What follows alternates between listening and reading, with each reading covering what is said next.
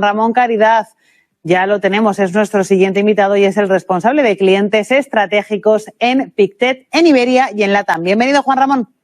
Un placer, de verdad. Pues no tenemos noticias, así que no hay reacción en el mercado. Se cumplen los pronósticos y en este tipo de situaciones pues reina la estabilidad. Es una buena noticia.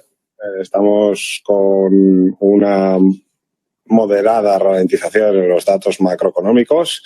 Como muy bien estabais comentando antes, yo creo que cuando uno ve la foto a más largo plazo, estamos viendo en las últimas semanas que las ventas minoristas, los niveles de confianza, los datos de crecimiento siguen siendo saludables, aunque menos atractivos de lo que han sido los últimos trimestres. Y esto pues deja un panorama que, como muy bien estabais describiendo, muy centrado en ver o en monitorizar cuál es la evolución de los datos de inflación, sobre todo la inflación subyacente, pero viendo el dato también de desempleo, que también va incrementándose progresivamente, y viendo que la administración nueva tampoco es muy propensa a los desenfrenos de empleo público, pues todo hace prever que el tema está controlado, que los datos de inflación también, aunque es la variable más sensible, no están desorbitados y que esto pues muy probablemente anime a la Fed a mantener una estabilidad durante todo este primer semestre del año.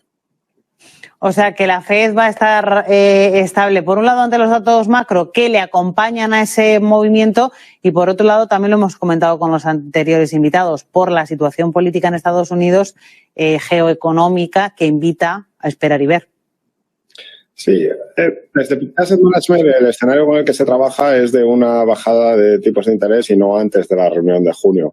Y es más por la componente de inflación, que estamos con niveles de inflación subyacente por encima del 3% de manera significativa y no solamente es una inflación que sea patrimonio de los Estados Unidos. Si vemos al otro lado del Pacífico, Japón está bastante lejos de controlar esos niveles de precios y venimos de una situación de niveles de precios de energía bastante bajos.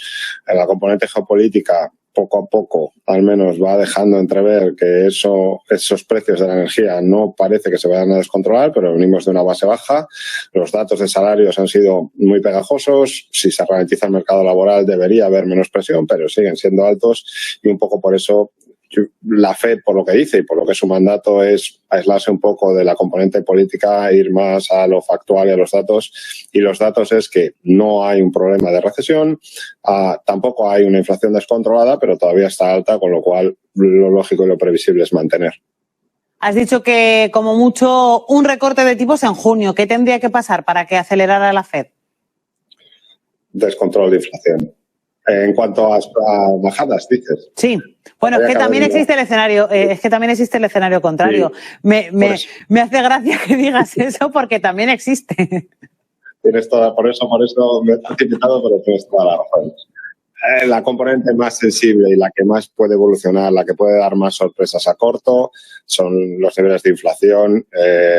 Sorprendería muy mucho que la inflación se hundiera y en ese sentido es poco previsible que también vayamos a tener una recesión, una ralentización brutal que forzara a la Fed a ponerse manos a la obra y a bajar tipos de manera agresiva con una inflación subyacente por encima del 3%. Así que ¿qué puede hacer salirse a la Fed de lo que es un poco la pauta previsible, lo que están descontando las curvas ahora mismo?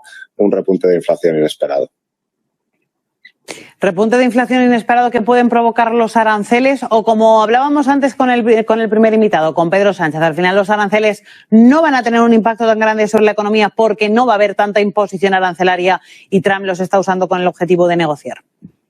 Y porque cuando indicas a nivel de aranceles con quién esos aranceles, en lo que es la relación bilateral China-Estados Unidos, el impacto sería bajo, incluso si esos aranceles fueran muy agresivos, y perjudicaría más a los Estados Unidos que probablemente al propio China en el corto o medio plazo. En ese sentido, si uno ve a la administración Trump como pragmática, pues probablemente no vaya a hacer nada que vaya en contra de sus intereses. Los aranceles con México y con Estados Unidos y con Canadá, pues sí que son mucho más significativos porque Canadá exporta, o México, el 70% a los Estados Unidos, pero eso afecta más a México en 2-3% 0,5% de PIB, pero no a la economía global. No estamos ante un escenario ni mucho menos de que una guerra arancelaria puede llevar a una recesión global y luego, si hacemos caso, incluso aunque la mitad de esos aranceles se pusieran encima de la mesa, también hay otras medidas de flexibilización, de desregulación, que también tienen un empujoncito en términos de crecimiento. Así que no es lo más saludable del mundo que haya aranceles, pero el impacto es muy limitado. Yo creo que es mucho más importante lo que hagan los ingresos y los fundamentales de las compañías y cómo de fuertes son para cumplir unas expectativas que ahora mismo se descuentan como muy buenas. Pues Juan Ramón Caridad, responsable de clientes estratégicos de Pictet Asset Management en Iberia y en LATAM. Un placer, como siempre, tenerte. Igualmente, de verdad.